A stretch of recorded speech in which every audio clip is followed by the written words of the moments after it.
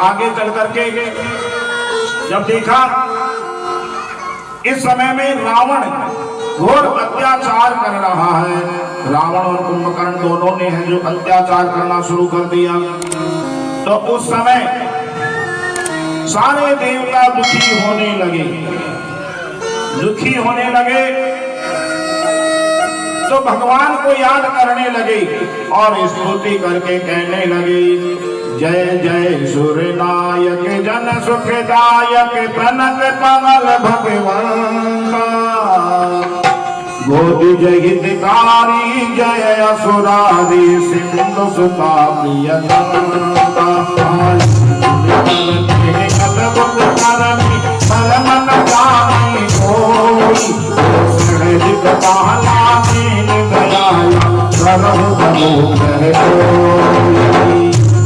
तो इस प्रकार से हे प्रणत पाल भगवंता, गो द्विज हितकारी जय असुरारी सिंधु सुखा प्रिय कंता, आप सबके हित चाहने वाले हे प्रभु परमात्मा, आप कहाँ गए? आप है जो जल्दी से आइए इस धराधाम पर अवतार धारण करिए। तो उस समय आकाशवाणी हुई कि हे देवताओं, आप तनिक भी चिंता ना करें कि कश्यप अदिति महातप कीना, यानी कश्यप और अदिति ने पूर्व में तपस्या करी थी और उसमें आने वाले युग में समय में दशरथ और कौशल्या के यहाँ राम के रूप में अवतरित होगा। तो इधर से भगवान प्रभु श्री हरि की कृपा, तो कश्यप जी महाराज और अदिति ने तपस्या की, तो यही आज इस त्रेता युग में दशरथ और कौशल्या बन करके आए। अब इनके यहाँ क्या है कि संतान नहीं हो रही, तो अब उसके लिए क्या किया जाए? तो पुत्र कामेष्टि यज्ञ है जो करवाया जाए। पुत्र कामेष्टि यज्ञ के लिए क्या किया जाए? कौन करवाए? तो रोमपाद राजा के यहाँ श्रृंगी ऋषि है जो रहा करते हैं। श्रृंगी ऋषि वशिष्ठ बुला,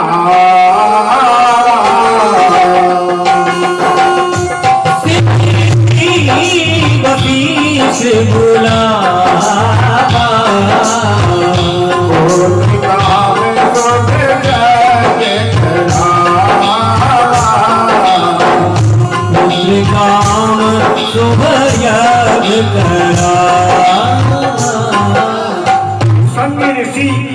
वशिष्ठ बुलावा, पुत्र काम शुभ यज्ञ करा। वशिष्ठ मुनि ने श्रृंगी ऋषि को बुलाया, रोमपाद राजा के यहाँ रहते थे, और उनका द्वारा है जो पुत्र कामेष्टि यज्ञ है जो करवाया। भगत सहित मुनि आहुति दीने, प्रगटे अग्नि चरो कर लीने। तो आहुतियां जब देने लगे, तो उसमें आहुति देने के बाद में यज्ञ जब संपन्न होता है, तो खीर की जो आहुति लगती है, तो उसमें क्या होता है? जब खीर की आहुति लगती है, अब ये क्यों लगती है कि इससे जो संतान की प्राप्ति होती है खाने के बाद, ये वरदान है। तो ये कैसे है कि यज्ञ भगवान प्रकट होकर के और उनको दशरथ जी को दे दिया, और लोग बोले कि जाओ तुम्हारी रानियों को है जो खिला दो। अर्ध भाग कौशल्य ही दीना, उभय भाग आधे कर कीना। जो उन रानियों ने खीर खाई, तो खीर के तेज पुंज प्रताप से है जो राम लक्ष्मण भरत शत्रुघ्न चारों भाइयों का प्रादुर्भाव हो गया। तो राम जी जो ही प्रकट हुए चतुर्भुज रूप में, कि भय प्रकट कृपाला दीन दयाला, कौशल्या हितकारी, हर्षित महतारी मुनि मनहारी, अद्भुत रूप विचारी। भय यानी हुए प्रकट हुए चतुर्भुज रूप में जो ही, तो उस समय माता कौशल्या ने कहा कि ऐसा है, इस बात को कोई नहीं जानेगा कि कौशल्या के यही राम हुए हैं। तो उस समय माता पुण्य बोली सोमती डोली तजहु तात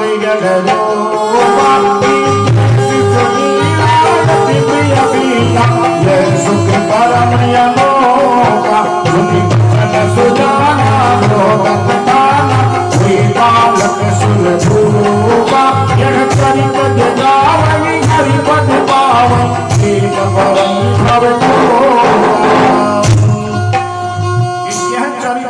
माता पुण्य बोली सोमती डोली। माता कहने लगी कि आप हैं जो इस प्रकार से बाल रूप में कीजिए शिशु लीला अति प्रिय शीला यह सुख परम अनुपा।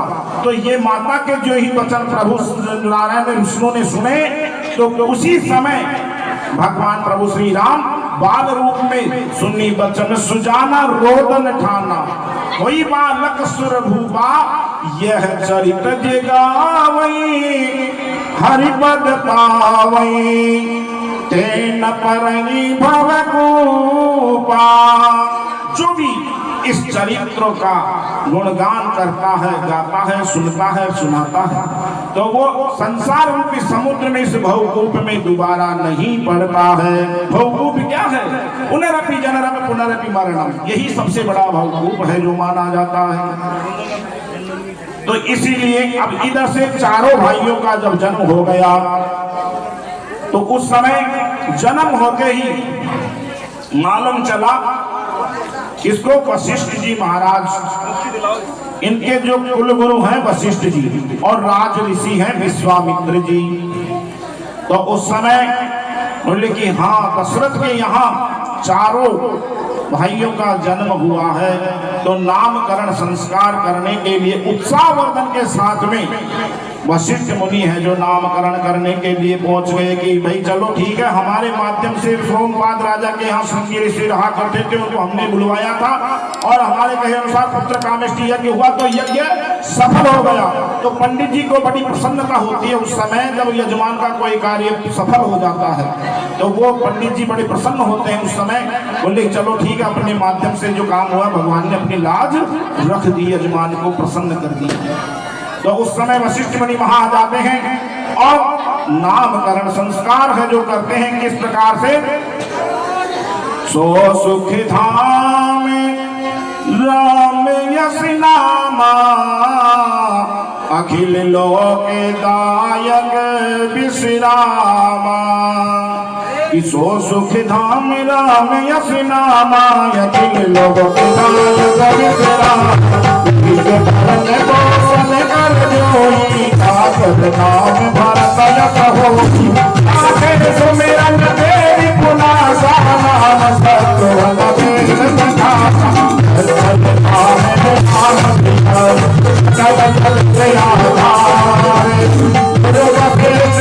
नाम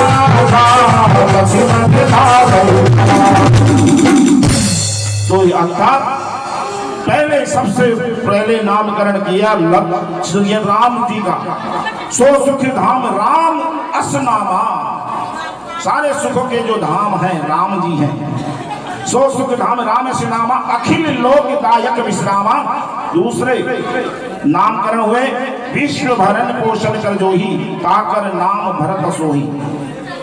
तो विश्व भरण भर देने वाला और अर्जुन का नाम भरत जी रखा और फिर जाके ईश्वरन तेरी पुनासा शत्रु का नाश होता हो उनका नाम शत्रुघ्न लाल जी जिसके सुमरने से। और लक्षण धाम राम प्रिय सकल जगत आधार, सभी लक्षणों के जो धाम है।